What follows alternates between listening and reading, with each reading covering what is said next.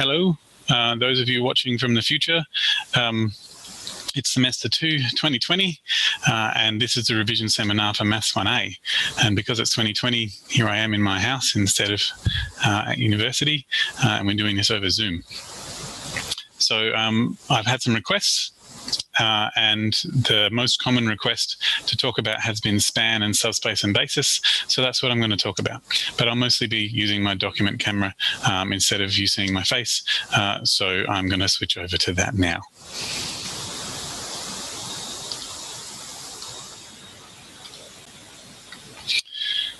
Okay. All right. Well, one of the students who sent a request has very helpfully also sent me the exact definition in the lecture note material of what span is. And this is what it is. It says, let V1 up to Vn be vectors in Rm. The span of V1 up to Vn is the set of all linear combinations of V1 up to Vn. So the span of V1 up to Vn is the set of things which is C1 V1 up to plus Cn Vn, such that C1 up to Cn are in R. We say that V1 up to Vn span the span of V1 up to Vn. Okay. I thought what I'd do is start by making sure that we unpack everything in that definition and talk about all of the pieces of what that means. So what I would like you to do is if you are able to draw on the screen, it would be awesome if you could maybe circle or underline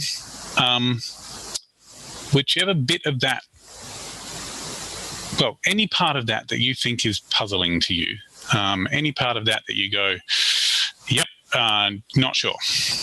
And it is okay to do any of it. So, good, someone started.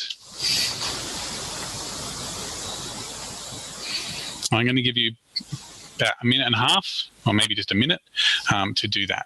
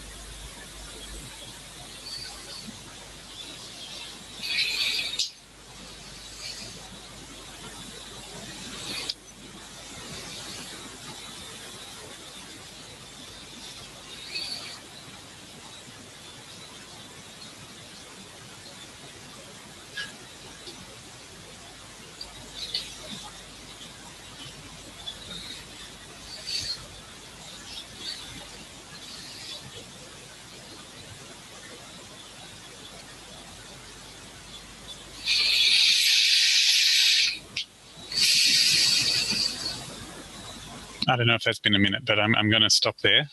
Thank you very, very much to those who've done this. I can see that someone has underlined the set of all linear combinations. Someone's underlined this whole set of notations and specifically highlighted the C's.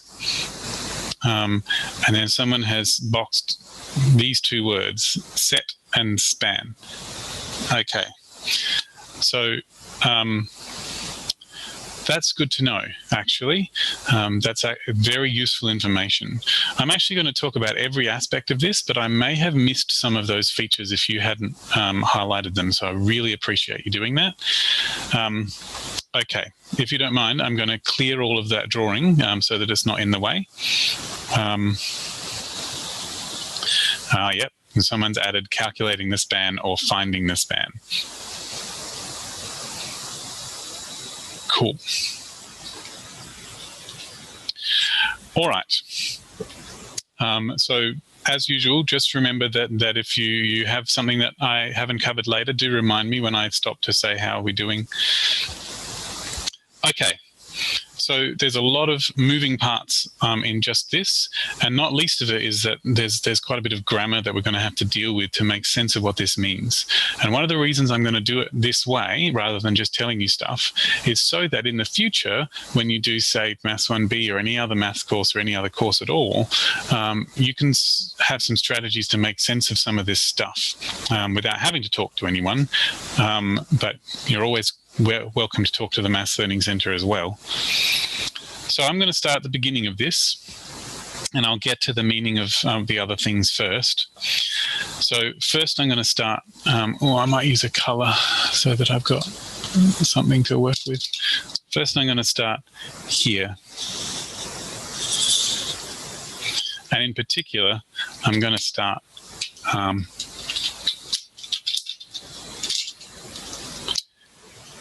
here. So, actually, just here. RM means the things that have M coordinates that are real numbers.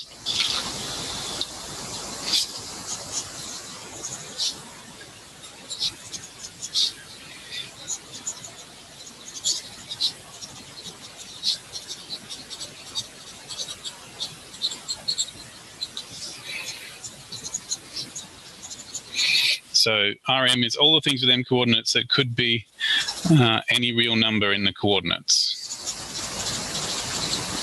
That's the definition in my head. I'm sure there's a definition that's official. And so that means that when you talk about it, it tends to go something like R3 contains all these things, 1, 0, 0, and 2, 5, 7, and minus 16, 2.7, 81, and root 2 pi minus 58, and anything you can have with 3 coordinates, where those coordinates are allowed to be any real number,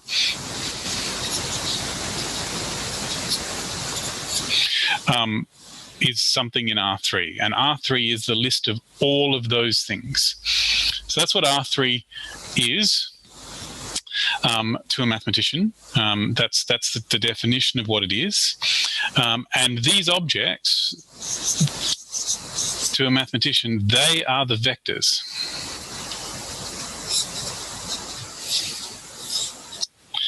So for the purposes of a mathematician, a vector is just a list of coordinates. And vectors in R3 have 3 coordinates, and vectors in R7 have 7 coordinates, and vectors in R2 have 2 coordinates. That's what vectors are. But it's all well and good to say that, and mathematicians are all very blithe about, oh, they're just things with coordinates. But we think about them in 2 different ways. So a set of coordinates can be 2 different things depending on what you're doing with it at the moment. And there's not just what they are, but also an extra bit of information, which is the things you're allowed to do to them. So I'll do both of those. So the first thing, we have the coordinates, but we tend to imagine the vectors in, sorry about that. Just a sec. I'll just have to let my phone go and we'll deal with that. The vectors in R3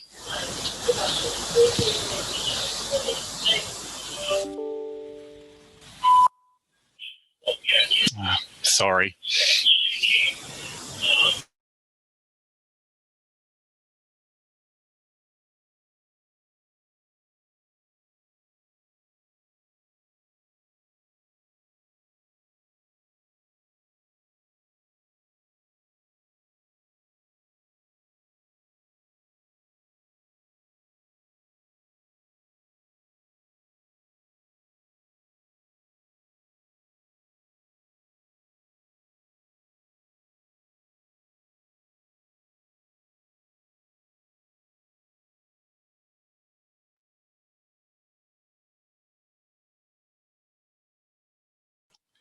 Sorry about that. It's my father-in-law, only person who ever calls us on the landline. Okay, back to it. So to a mathematician, these coordinates most of the time represent a point.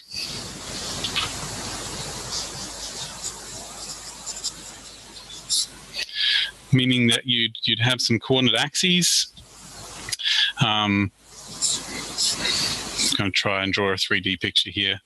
And the point a half, like root 2 pi minus 58 would be root 2 on the x-axis, pi on the y-axis, and minus 58 on the z-axis. And that would produce this dot here.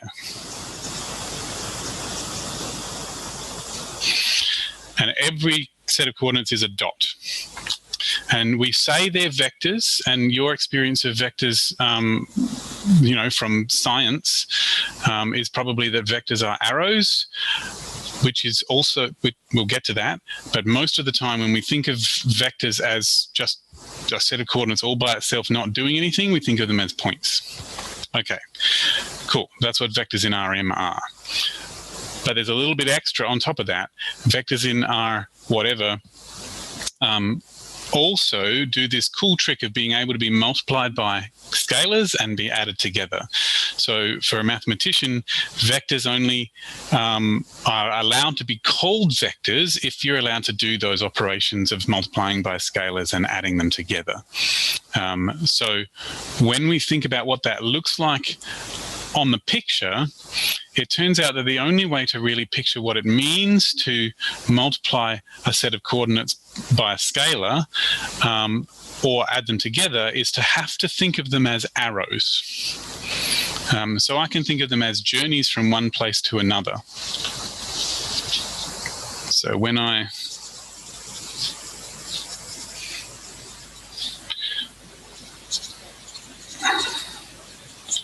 adding or scalar multiplication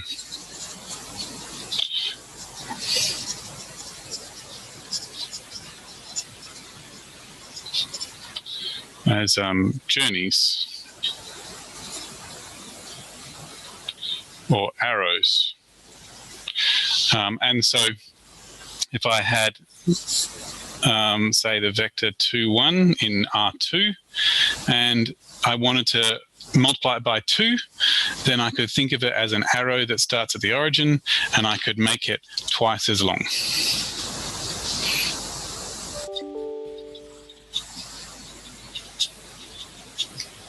And if I want to add vectors together, I can think of them as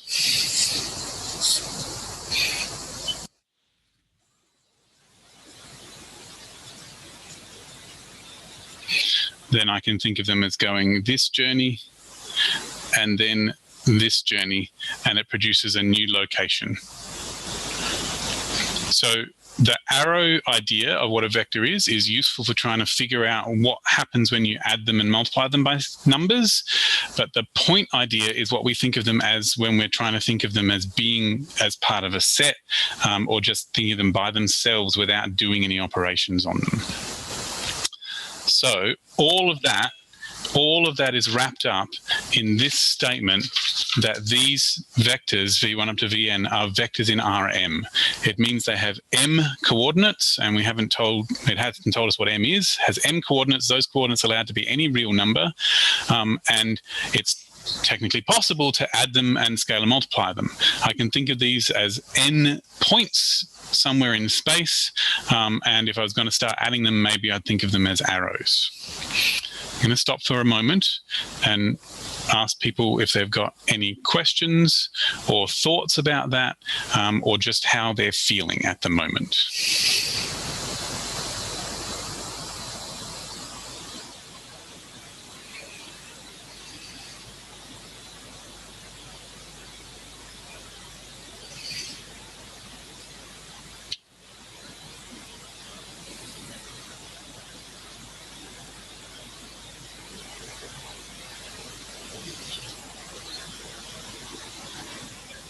Okay, cool. Right. Well, let's an example for it not to be in a span. I'll get to that. Thank you. If I haven't covered it next time I ask for thoughts, then I'll get there. Okay, so the next thing I'm going to deal with is not span. I will. I mean, it says the span of these is, let's look at the grammar of this sentence. This is a noun, like the span, and it belongs to this. So it's the span of these things. So this is all what object we're talking about. And then it says it is. And then all of this is a description of what it is. And it is the set of all the linear combinations of those vectors. And I think that this statement in symbols is supposed to match with this statement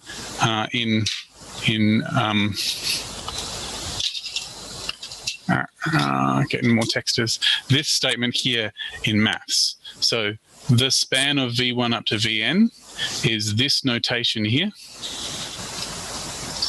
That's how you read this aloud. And the set of all linear combinations of V1 up to Vn, that is this. And the word is this equal sign. So this maths notation here is the notation version of this words sentence here. Okay. So a couple of people focused on the set of all linear combinations and also on this notation here. And I think that's a useful thing to talk about right now. So we need to know what a linear combination is.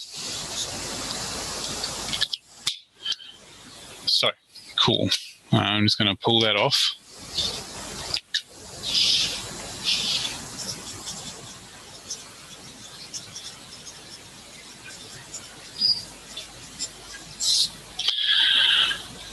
A linear, I already said that one of the things that mathematicians think about when they think about vectors is scalar multiplication and addition. And to a mathematician, the only reason that you can legitimately call anything, any collection of things vectors is if you can do those actions. If you have a way of adding them and that makes sense, the way that addition ought to work, and you have a way of scalar multiplying them that interacts with the addition in useful ways, that does what you think that you expect them to do, then you're allowed to call them vectors. So that scalar multiplication and addition is what vectors are for mathematicians. And so we're really interested in finding out what happens when we do that to vectors. So when we say a linear combination of vectors, we mean all the possible ways of scalar multiplying them and adding them together.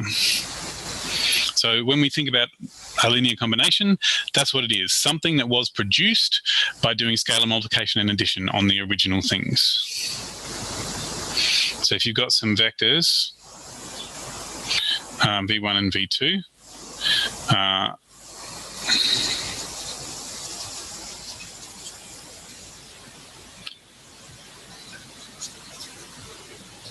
so linear combinations of V1 and V2 would be, here are some examples. We could have just one of V1 and none of V2, which would just be V1. We could have 6 of V1 minus 7 of V2, that'd work. We could have a half of V1 plus 28 of V2. We could have root 3 of V1 and 1/19th of V2, and anything like that. Any combination I can think of where I have a scalar multiplication of multiplying by the two of them and adding them together, whatever those results are, all of those results, they're all linear combinations of V1 and V2. That's what linear combinations are. And a span is supposed to be the set of all of those linear combinations. So if I did the span of two vectors, that's what I would get. Every possible linear combination, I would think of all of them at once, and I would say them all together, all of those vectors, they are the span. All right. So it becomes an important question now. If I have a random vector, how do I tell if it's a linear combination of some other vectors? That's an important question. And someone did ask earlier how to do those calculations, and we are going to talk about that. But right now I want to talk about the vibe of, the general idea of what it's about, and we will get to those. And if I forget, please ask me, because there's a lot of moving pieces here. Okay, so that's what linear combination is. It would be extremely useful to know what that looks like.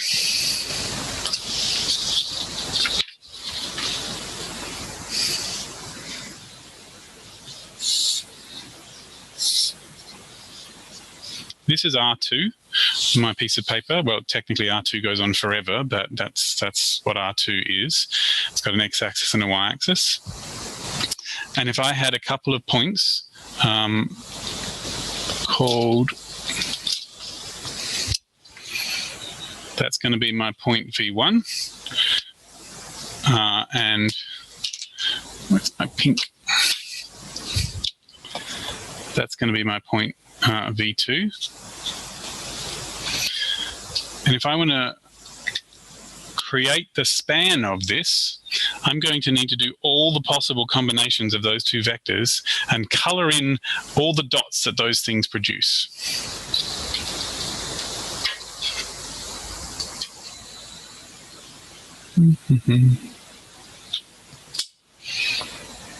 So that's an arrow. It doesn't have a point on it, but that's an arrow for V2.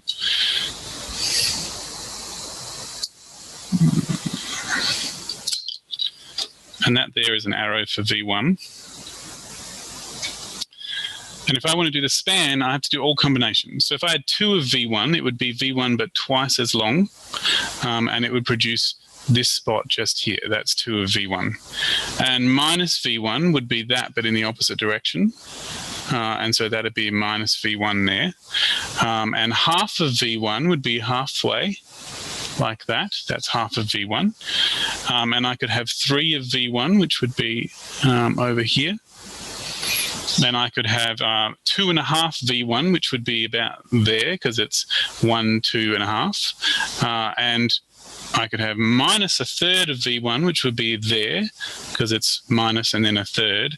And so if I think about all of the combinations that just involve a multiple of V1, I will produce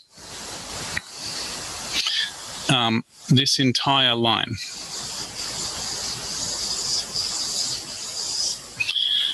So that line, all of it, every single dot that I could possibly imagine drawing on that line forever, this line is the span, is, all the linear combinations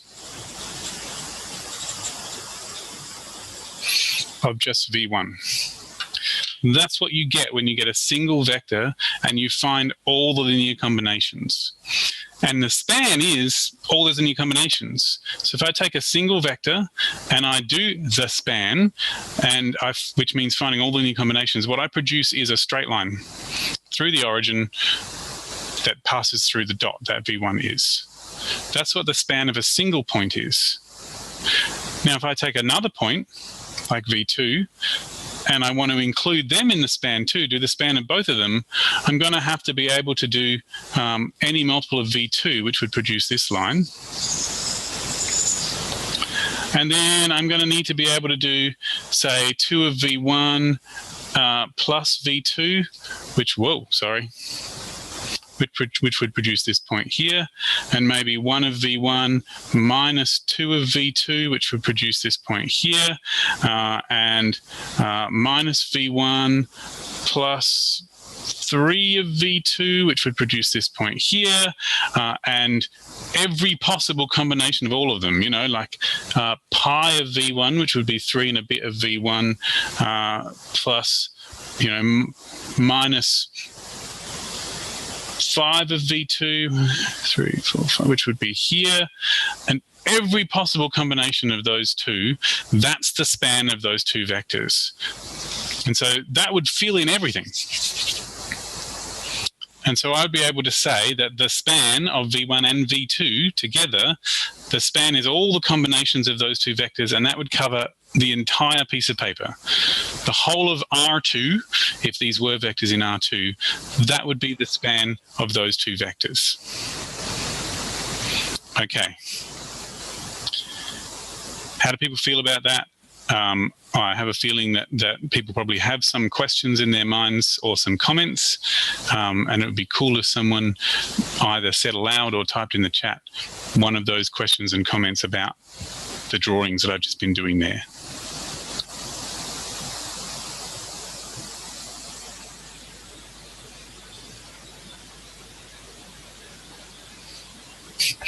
Thank you. Always good to have confirmation that it's all good. Okay, so now we know what that looks like. I just have one more thing to talk about what it looks like.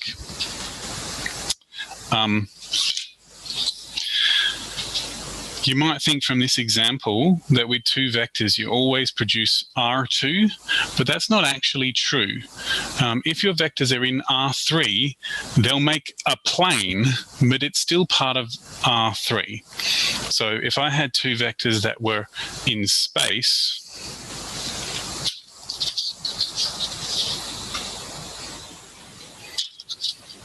so we have a y-axis, an x-axis, and a z-axis pointing straight up like that. And I'm just going to need to angle this a little bit so that you can see the 3 dimensions.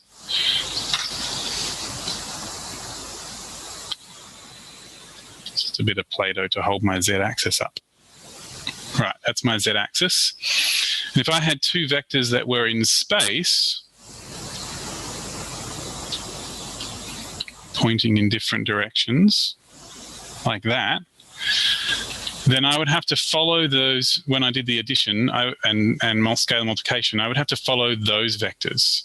So 2 of this vector would be here in space, and 3 of this vector would be, here in space, and half of this vector would be here, and minus that vector would be underneath the table.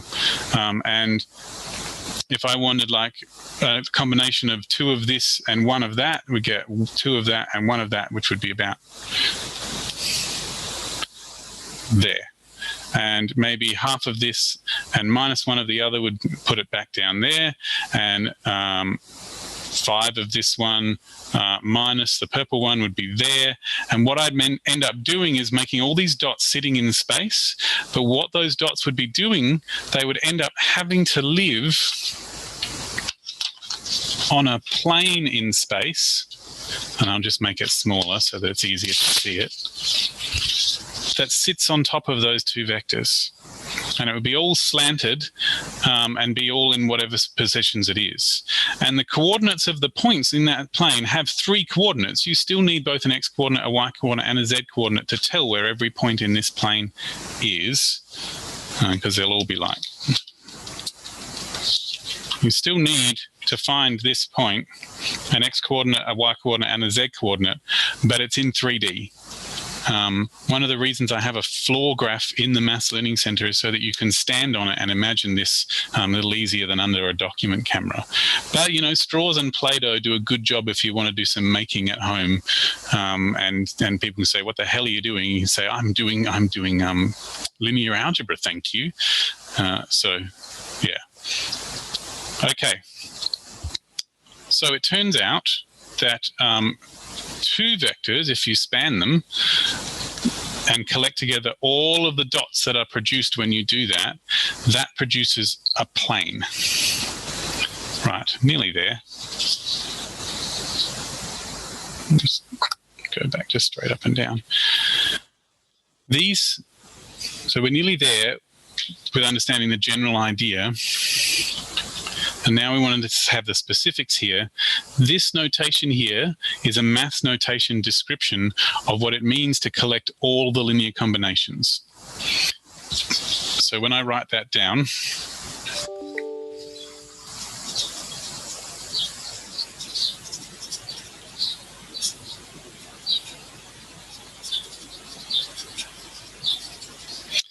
the curly braces here say that this is a set.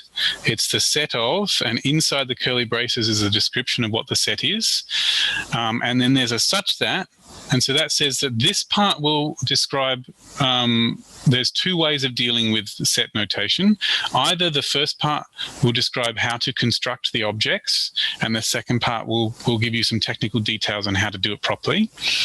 Or the first part will give you a rule that will help you decide whether an object is in or out of the set, and the second part will tell you what kinds of things, sorry, other way around. It will tell you what kind of objects are here, and there'll be a rule that you need to satisfy.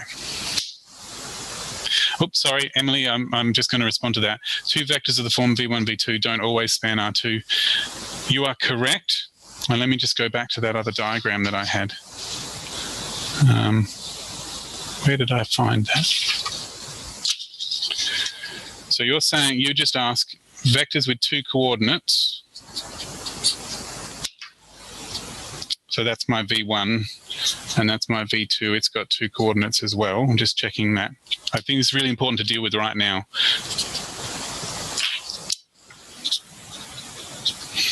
So you're saying, if you have two vectors with two coordinates, is it true that they have to span R2? Is that what you're asking?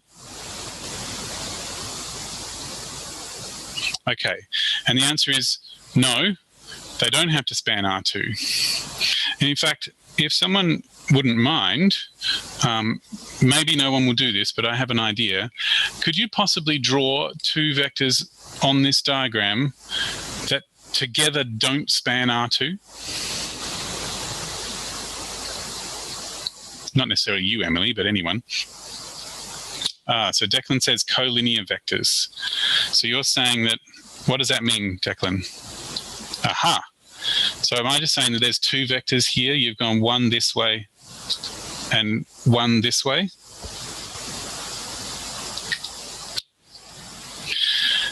Right.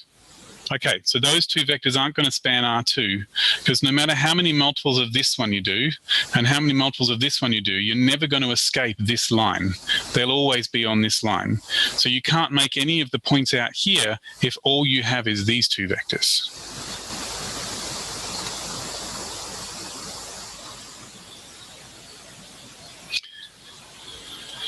How do you feel about that, Emily?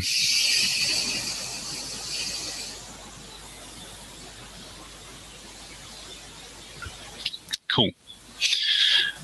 So your two vectors are going to have to be pointing in different directions if you're going to want to cover an entire plane with them.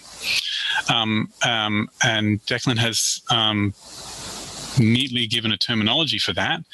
The word for the vectors don't span as much as you hope they would, that idea, that's called linearly dependent. So these two vectors are linearly dependent because one of them is already a linear combination of the other one. So using both of them doesn't get you any extra on top of just using one of them when you span. And we'll talk more about that in a minute, hopefully.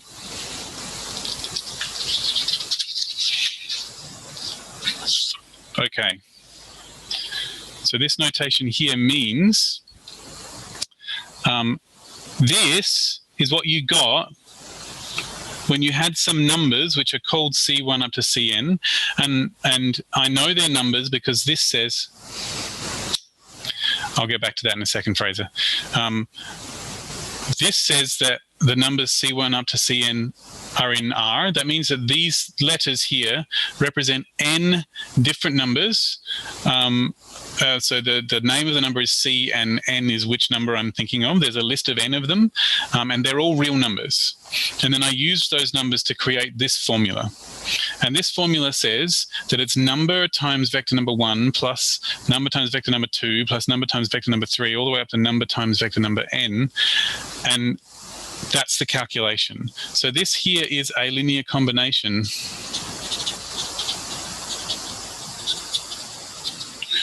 of the vectors v1 up to vn. I'm underlining them when I write it on paper because in the book that they're in bold and I can't draw bold, especially in Texter. Everything's bold in Texter, so I underline that. And so this says it's the set of all the linear combinations, and I have to use all of the possible numbers in R to produce the linear combinations. And when I do all of that and collect all those things together, that is the span of these vectors. And the notation, the shortcut notation for this is the span of the vectors v1 up to vn. That's what that notation means. Fraser, you said, would vectors in the same plane be linearly dependent? Well, 3 vectors in the same plane would be linearly dependent.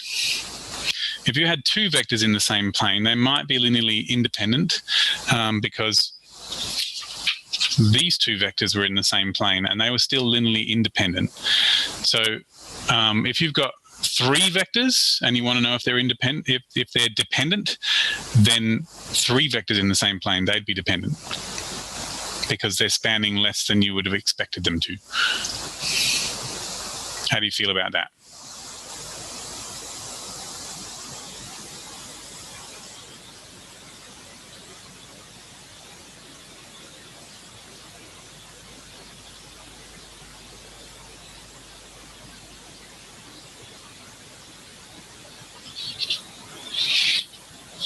All right. I hope that was helpful. Yeah.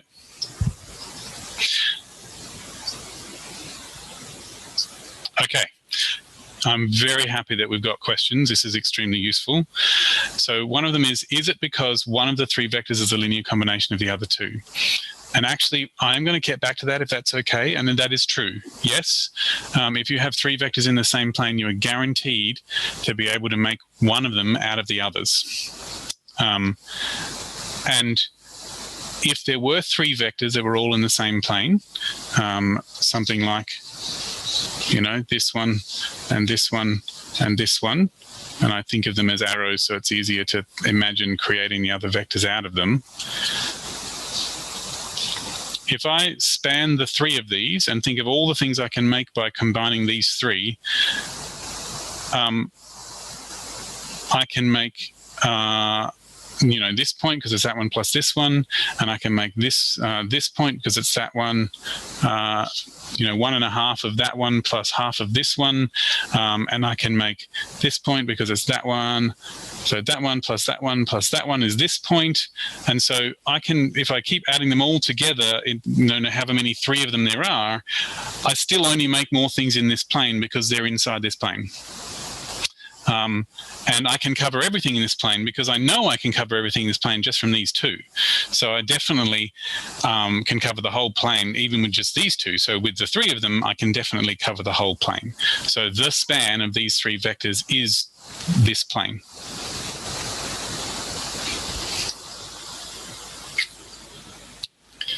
And so that's a useful thing to know, right? If this is V1 and this is V2 and this is V3, then the span of all 3 of them, V1 and V2 and V3, the span of all 3 is this plane. But that's the same as what I would have gotten if I'd just spanned the first 2. I can make the whole plane using 3 of them. I can also make the whole plane using 2 of them. So the thing I span from 3 is the same as the thing I span from 2. And that's a really useful idea in that you can remove vectors if you know that one of them is already a combination of the others. I know I can remove V3 because I know already it's a combination of these 2. And even though removing it looks like you might removing it doesn't, and then spanning the other 2 covers the V3 again, and so everything's okay. And Fraser's asked, can you make the whole plane from any 2 vectors? Well, not any 2, just 2 that aren't pointing in the same direction.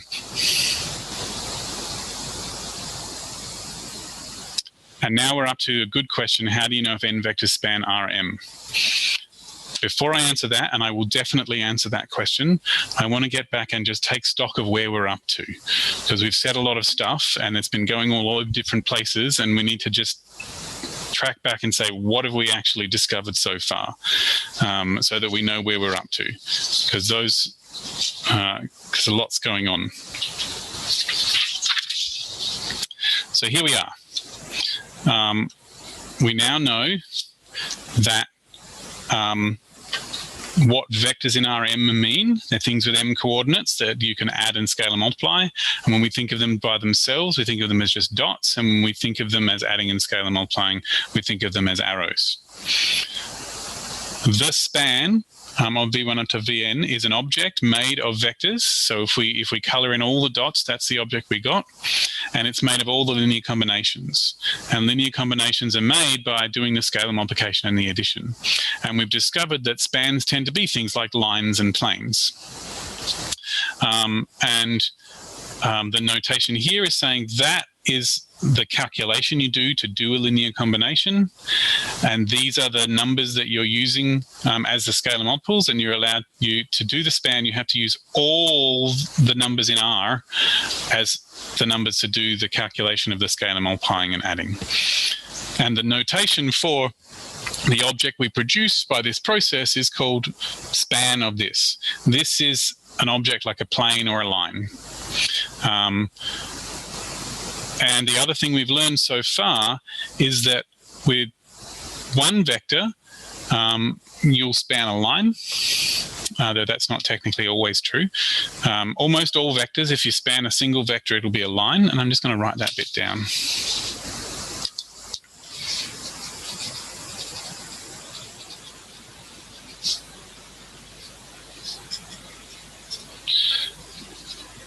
Span of two vectors is a plane usually, and a span of three vectors is, a 3D space usually. But what we discovered already is that if the two vectors here are already part of the same line, then spanning two things that are already a part of a line isn't going to get you anything extra on top of the line. So sometimes if these two are already part of the same span, then not span, no, that's a really weird thing to say. If one of them's already a multiple of the other one, then you're only going to span a line and not a plane. And if one of these is a combination of the other two, you're only going to span a plane and not 3D space. And so the idea of not spanning as much as you hoped because one of them's a combination of the others is the idea of linearly dependent. So that's where we're up to there. And before we talk about the details of how to find those things, I do want to finish off this definition, because there is one more part of this definition that is worth mentioning. So it says, we say that, and I'm going to put in inverted commas here because this is a thing that we say. We say that V1 up to Vn span the set, the span of V1 up to Vn. So this is a noun here.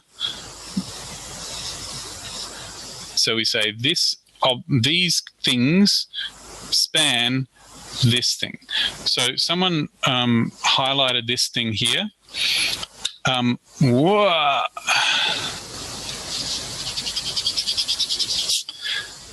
This phrase here is saying V1 up to Vn span the set, and this is the name of the set. It would probably make more sense if I said something like, let capital V be the name of the span of V1 up to Vn. Then we say that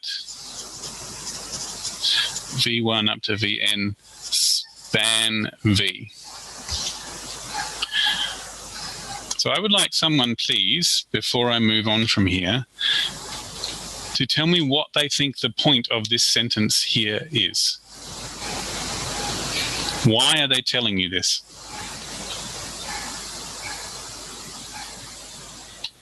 If you don't know, that's fine.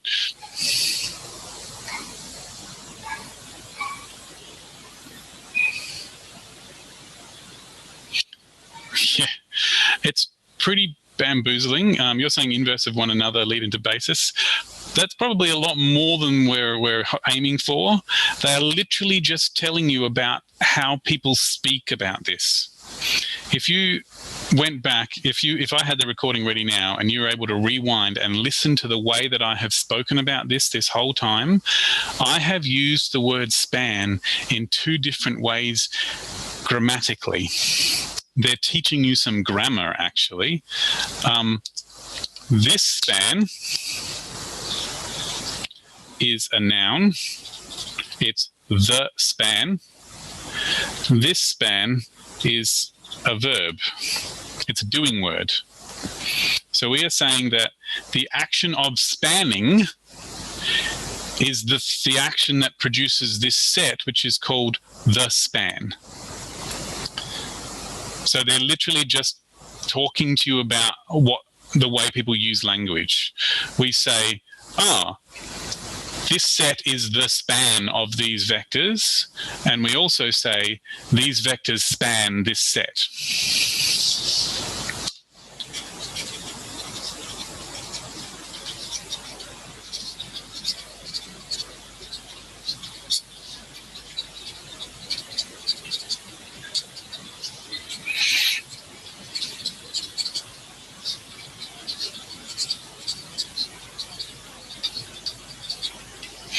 This set is the span of these vectors. These vectors span this set. They mean the same thing.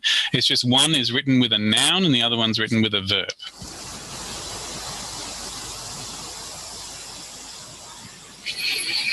It's a little bit like me saying, this house is a building and I am building a house. That's all it is. It's pretty mundane, actually. But they want you to be aware that the word span in maths is used in two different ways, once as a noun and once as a verb. And then also once as a maths notation. Okay. So I am now going to talk about how to tell if vectors span things. But I want, before I do that, to see how people are feeling about everything we've said so far.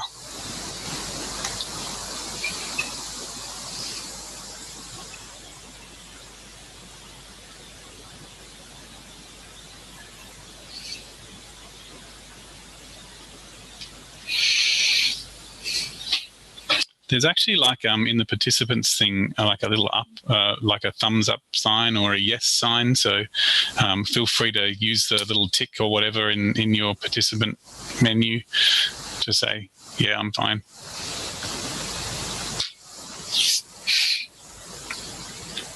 Okay. Well, thank you for the positive words. It's worth noting that I can't remember who gave me this. I think it was Declan. That this is like 4 lines in your lecture notes, and there was a lot embedded in that little bit there, and it bore a lot of talking about. And so one of the reasons we have a Maths Learning Centre is so that you can come and talk about what the hell is going on in this, and is it telling me something stupid like nouns and verbs, or is it telling me notation, or what? And so it's a useful thing to hold on to in the future when you're studying more maths. Okay, so all this discussion means that we've come to this idea that it's really important to know whether one vector is already a linear combination of others, because that helps you decide if you've got a span, whether a vector is part of it or not. And if you're spanning 3 things, whether you don't really need all 3 of them and you only need 2 after all. That's the thing that we want to be able to do. So,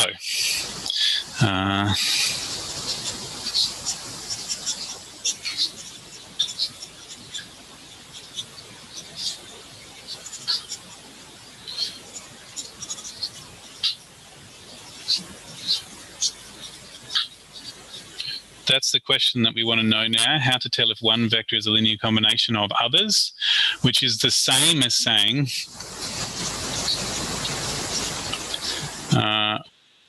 how to tell if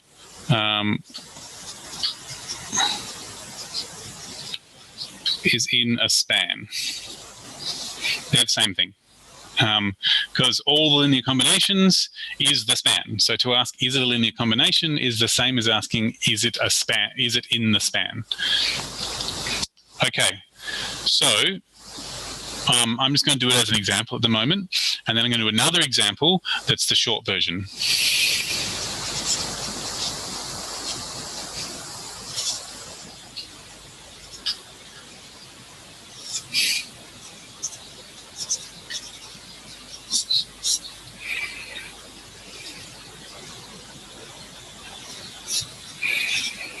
Oh, crap. Just a second.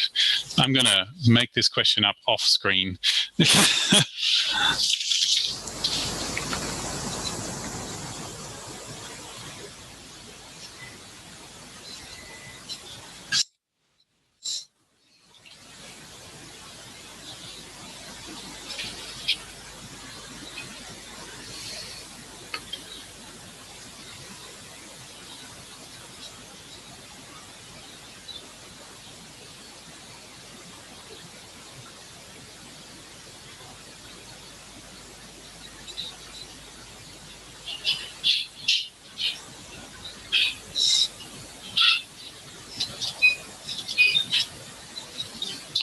Okay. So is this vector in the span of these three vectors? And the vector is 3, 5, 8, 0. And we have 1, 3, 5, 0, 2, minus 1, 6, 1, and 0, 3 over 2, minus 3 over 2, and minus a half. So that's the question that we're trying to ask. There should be a question mark in there somewhere. And that's the same as asking, is this a linear combination of those? And I could call this W and this V1 and this V2 and this V3 if I wanted. And we were now saying, is W a linear combination? I've written it as combo because that's what we say in Australia. I wouldn't ever write combo on your exam, probably write the whole word, of V1 and V2 and V3. That's the question we're asking. And what that means is that W, if it was a linear combination of these, it would be something times this one plus something times this one plus something times this one. So if it was, then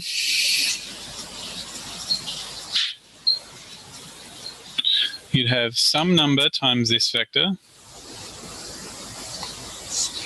plus some number times this vector plus some number times this vector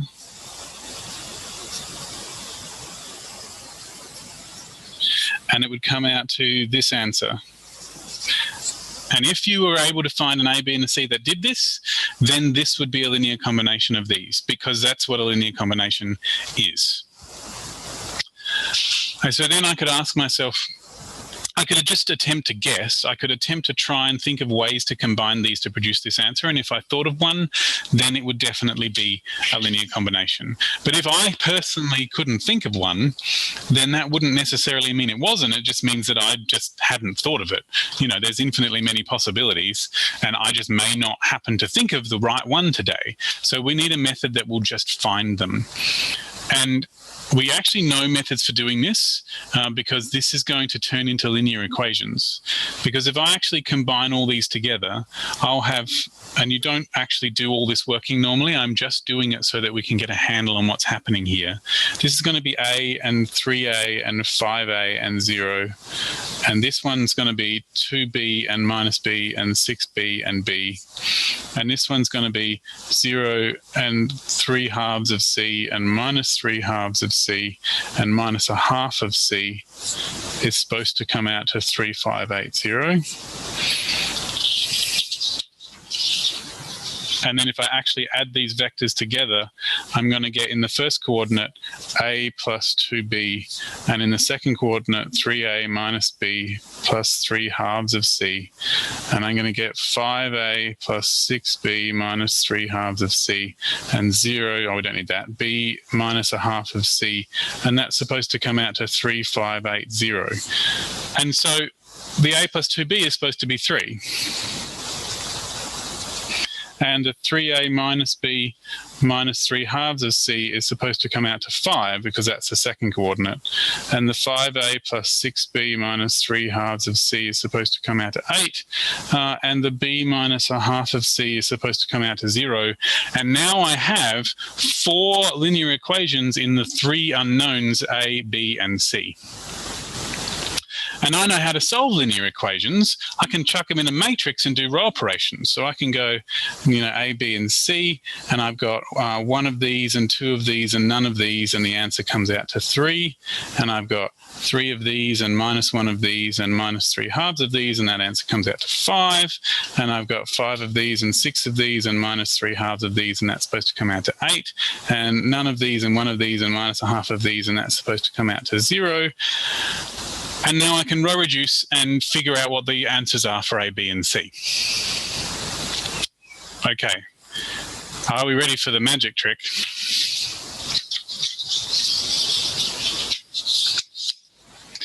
These 3 vectors are the columns here, and this vector is in the answers position. And that'll always happen every time. Every time you attempt to find out if something is a linear combination of the others through this process, you'll always end up with these as the columns and this as the answers. And so you can shortcut the process a little bit. Just a second. Second line is plus 3 on 2c. Yes, it totally is. Thank you. It's a plus here. And that makes a plus here. That makes a plus here. That could have been a disaster. A minus sign can, missing minus, extra minus sign can throw you off. Thank you very much. And you can tell it's wrong because this doesn't actually match that. But it does now. Okay. But what's always happening when you secretly create this, if you create this matrix all in one go, what's happening is that you are attempting to solve numbers that multiply by these 3 to produce this answer. Okay.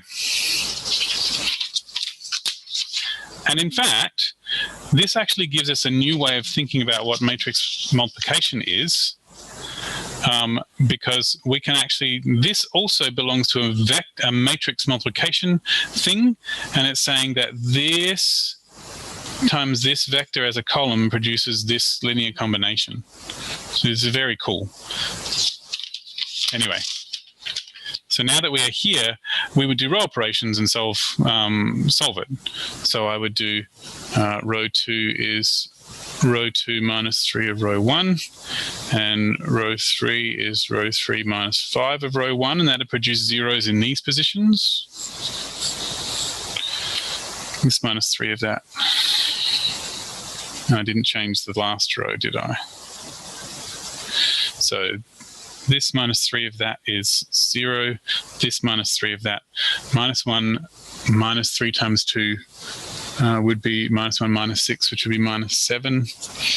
And well, that's not going to change because it's a 0. And this will be a minus 4.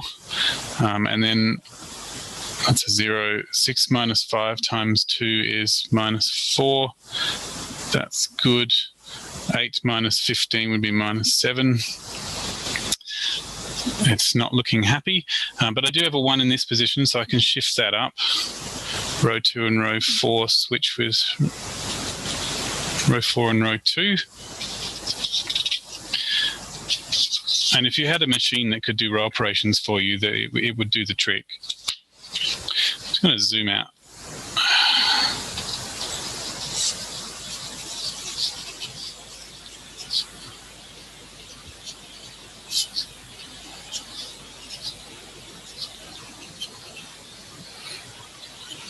Crap, I was supposed to swap them.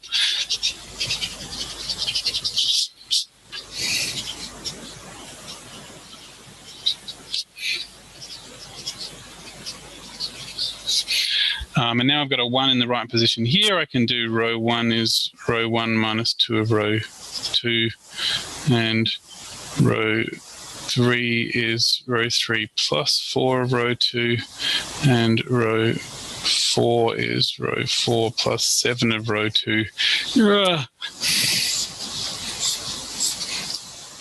All right, didn't change this row. and I'm taking off 2 of row 2. So 1 minus 2 of 0 is still 1. 2 minus 2 of 1 is 0, because that was the point. 0 minus 2 of minus a half is 0 plus 1, which is 1. 3 minus 2 of 0 is 3. That's convenient. 0 plus 4 of 0 is still 0. Minus 4 plus 4 of 1 is 0. Minus 3 on 2 plus 4 of minus a half is minus 3 on 2 minus 2. Or maybe I should do just minus 3 on 2 minus, so that's minus 7 over 2. And that's still minus 7. And then a half. So minus 7 plus 7 of 1 is 0. 3 on 2 plus 7 of minus a half would be minus 4 on 2, which is a minus 2. Okay, we're doing well. I'd be dividing. That's not a 0. Is that a 0? That's not a 0. That's supposed to be a minus 4. Sorry about that. Okay, and then I'd be wanting to make a 1 somewhere. This looks useful. I could do row 3 is minus a half of row 3. Actually, while I'm at it, why don't I divide this one by 7? That's row 4. Row 3 is minus a 7th of row 3.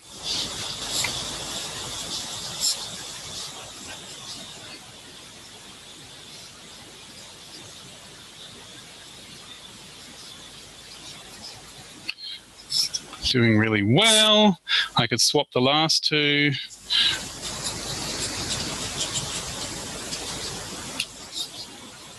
You can see why we taught computers to do this for us, because it's pretty laborious.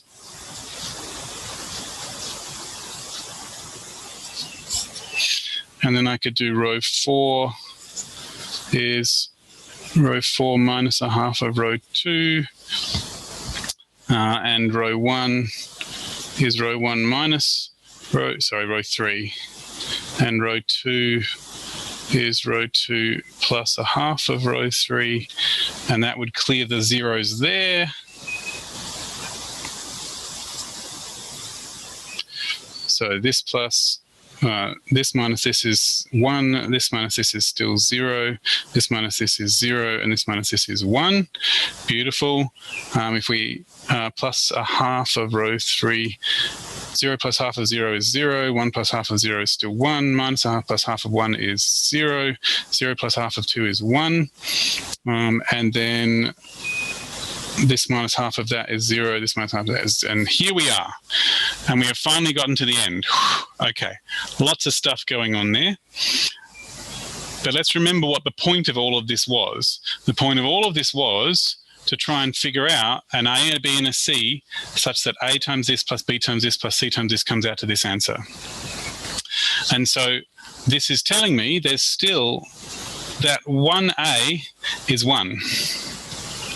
And 1B is 1, and 1C is 2. And this last row tells me nothing. It says that 0A plus 0B plus 0C is 0, which is fine. That's perfectly acceptable. And so this is telling me exactly the combination that I need to produce the answer. It's saying that 1 of the first vector plus 1 of the second vector plus 2 of the third vector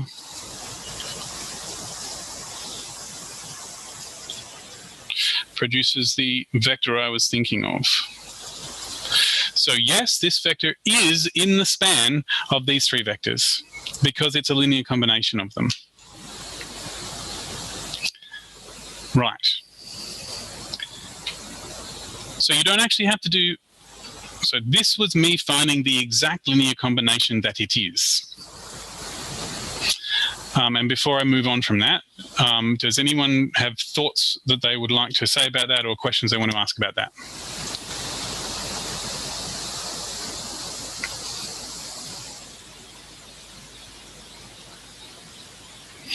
If it wasn't in the span, would you still get an answer after row reducing? That is a most excellent question, and I very much hope that someone would ask that, so thank you very much.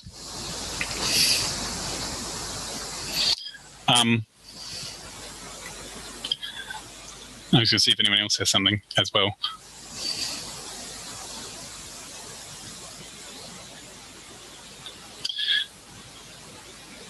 All good. So the answer is, if it wasn't in the span, you wouldn't get any solutions. So if instead my vector had been just a slightly different vector,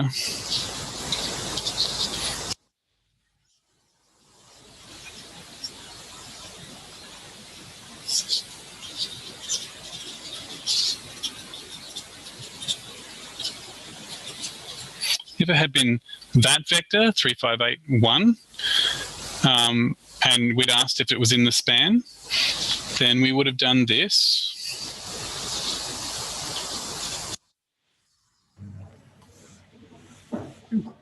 Are you sure? David looked like he's doing stuff. Hello. Hello, we're in the middle of a revision seminar here. Oh, hey, David. All right. I'm going to... That's Nicholas, the other lecturer from the Maths Learning Centre, just checking on us. If it had been this, I'm not going to do all the row operations again. Then I have a suspicion. In fact, if I was very clever, I would ask a machine to do this for me, but I don't feel like it. There's a revision seminar. Right. So this here would tell me to do all the same row operations I did before, but I'd be doing them on this time. And so as we followed this through, if this had been a 1, then if I did these row operations, that wouldn't have made any difference to this 1, and that's fine. And then I would have swapped these 2, and it would have produced a 1 here. And then everything else would be different from this point. So row 1 minus 2 of row 2 would have come out to be a 1. And then row 3 plus 4 of row 2 would have produced a minus 3. And row 4 plus 7 of row 2 would have produced a plus 3.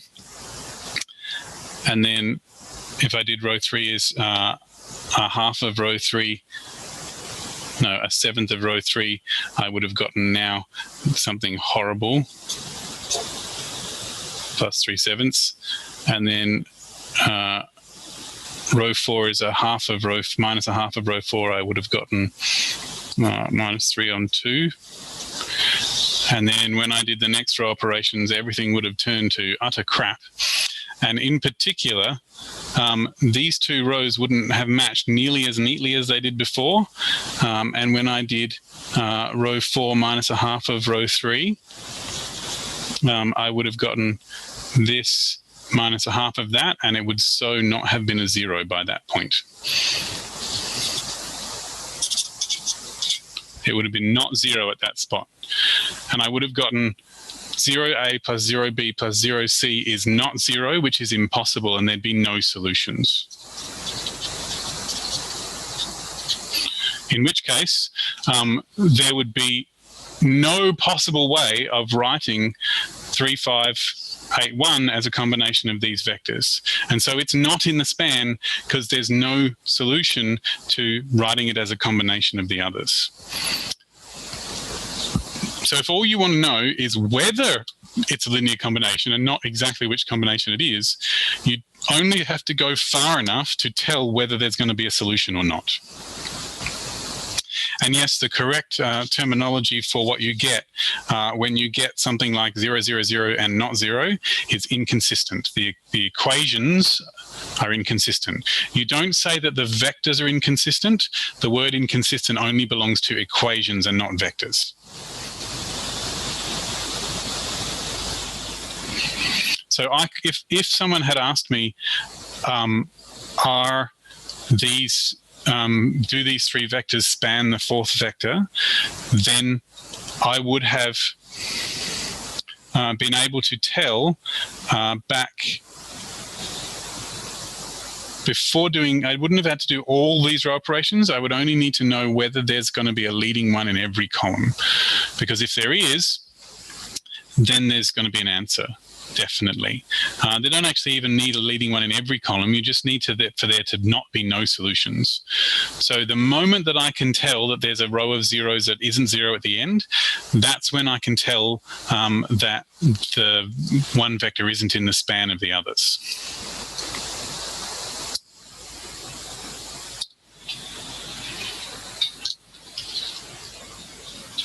So the part of the working you don't need is all of this bit here. You don't need to do the bit where you create the equations. You are allowed to skip straight to this. I find it very useful for me to keep track of this A, B, and C, to remember that they're really there when I'm finding out if things are in spans or not, because that helps me to interpret what is happening at the end more easily. So we're not going to have any room to talk about things other than span.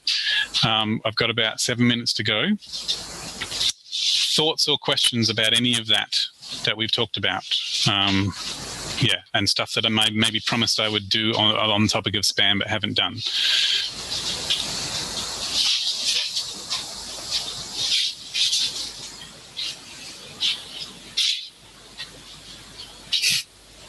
You're welcome.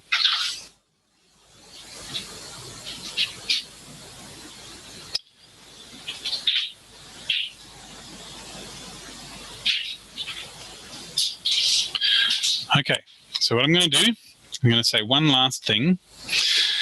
I was asked to talk about basis and subspace. There's not enough time to do all of that. Excuse me.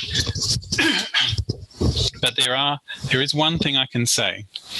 This whole idea of spanning and linear independence, and how linear dependence means that they don't span as much as you hoped they spanned, and this whole idea of having a plane and saying, hey, can I span them with any two vectors I want?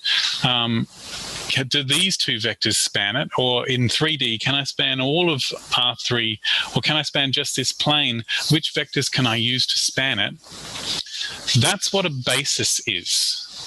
The whole purpose of a basis is to take an object like a plane or a line or whatever and rewrite it so that it's the span of something. And what you don't want, so I've been able to rewrite R2 as the span of 3 vectors and also as a span of 2 vectors. The point of a basis is that you want your basis to be the shortest list of vectors you can to span the thing you're thinking of. And the idea of a subspace is something that is the span of things. I mean, that's not the definition, but it is true that every subspace is always a span of something.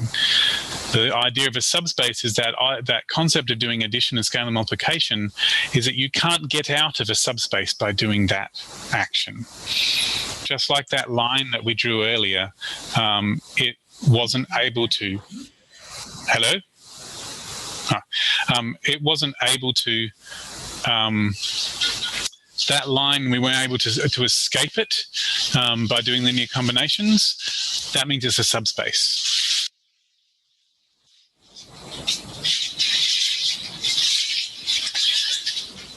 Okay, so one more chance to say something that you might want to say, and then I'm going to finish this off.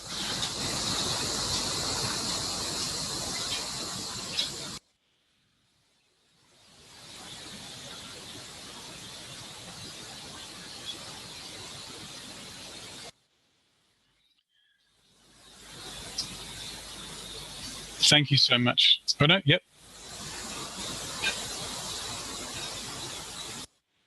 So how do bases link to this? The point of a basis is to find the things that span all the things you're thinking of.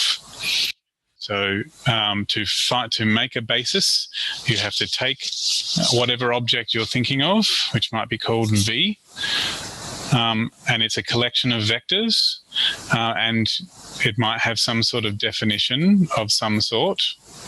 maybe using an equation or whatever. And then what we're going to do is we're going to rewrite it as V is the span of some vectors. And when you do that, that's a basis.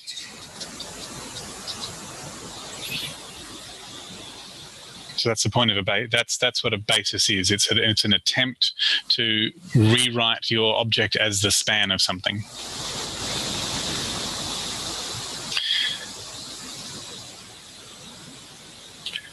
So just going back, are there more MLC Zoom sessions this week? I'm not going to do another revision session because there's lots of courses that I have to do them for, but you can drop in any time to the Maths Learning Centre's virtual drop-in centre. So we have a Zoom session running for 6 hours a day, every day. Not this link, but if you go to the Maths Learning Centre website, you can find the link to that Zoom session, and you can drop in there and chat to the staff. It's the same as if you had dropped in person. You'll be in the Zoom, and within 15 minutes, someone will come and say hello and chat to you. So you can always ask questions via the Maths Learning Centre Zoom. Anytime between 10 a.m. and 4 p.m. Monday to Friday, Adelaide time.